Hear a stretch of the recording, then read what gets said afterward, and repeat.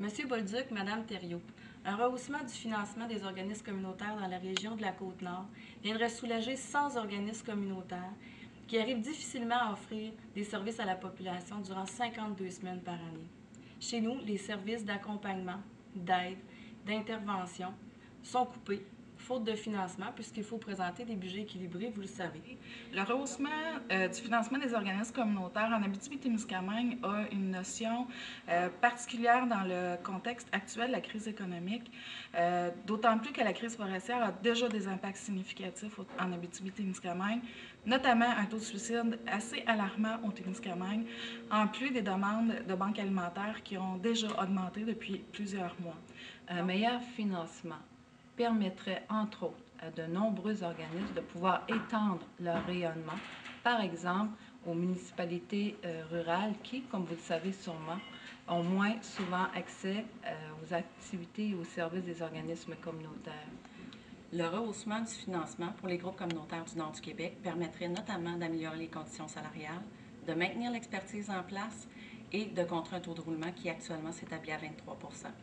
Également, considérant la crise économique qui prévaut et qui touche particulièrement le Nord du Québec, ça permettrait aux organismes communautaires de répondre aux nouveaux besoins émergents suite à cette crise économique-là, qui sont notamment l'aide aux familles, la sécurité alimentaire, le logement communautaire. Vous n'êtes pas sans savoir que le sous-financement des organismes communautaires en Outaouais entraîne des conséquences irréversibles sur le système de la santé et que les groupes communautaires sont là pour pallier à des grands problèmes dans le système de santé. On vous demanderait donc de revoir le financement que vous accordez à ces groupes-là et de penser à plus long terme qu'à vos mandats de 4 ans et donc à investir à long terme. J'aimerais vous dire que s'il y avait plus d'argent pour les organismes communautaires de ma région, en Chaudière-Appalaches, comme on sait que la majorité de ces organismes-là interviennent en amont des problèmes de santé ou des problèmes sociaux, ou interviennent auprès des gens qui ont choisi de se prendre en main après avoir vécu ces problèmes-là, eh bien, s'il y avait plus d'argent, il y aurait moins de problèmes, il y aurait plus de gens qui seraient capables de s'en sortir, et en bout de ligne, il y aurait moins de gens qui devraient consulter dans le réseau officiel de la santé et des services sociaux.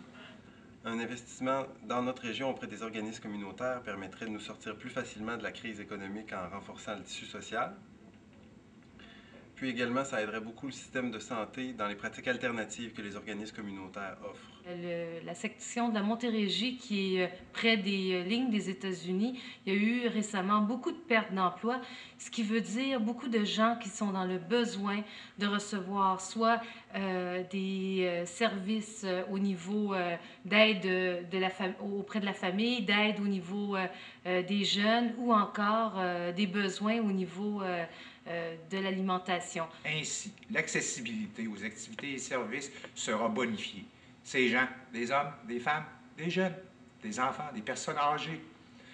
qui ont choisi librement et volontairement de s'associer aux organismes communautaires autonomes afin d'améliorer leurs conditions et leur qualité de vie, où ils rencontrent des membres, des bénévoles, des travailleurs et avec qui ils conjuguent une réelle solidarité.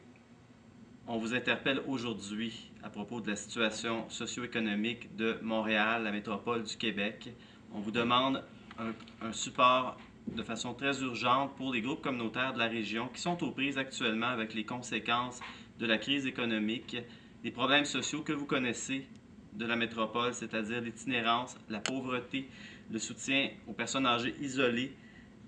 la question des jeunes en difficulté, pour ne nommer que celle-là, et bien sûr aussi le soutien aux communautés culturelles de la métropole qui ont vraiment besoin du support des organismes communautaires. Monsieur le ministre, Madame la ministre, à Montréal, la moitié des organismes reçoivent moins de 80 000 $ par année en financement à la mission de l'État. Comment peuvent-ils penser poursuivre leur travail dans ces conditions-là? Si la région du Saguenay-Lac-Saint-Jean était mieux financée, c'est 119 organismes en bas de 50 000, dont 48 en bas de 10 000 sur 206 qui sortiraient d'une position de survie, et ce, pour qu'ils puissent desservir les services pour lesquels ils ont été reconnus par l'Agence. Madame Thériault, M. Bolduc, cessez de rencontrer les groupes communautaires un par un ou par secteur. En 2009, et vous avez une grande opportunité, et mettons en place un système qui va faire en sorte que tous ceux qui ont besoin des groupes communautaires vont avoir des moyens décents pour aider les gens à s'en sortir.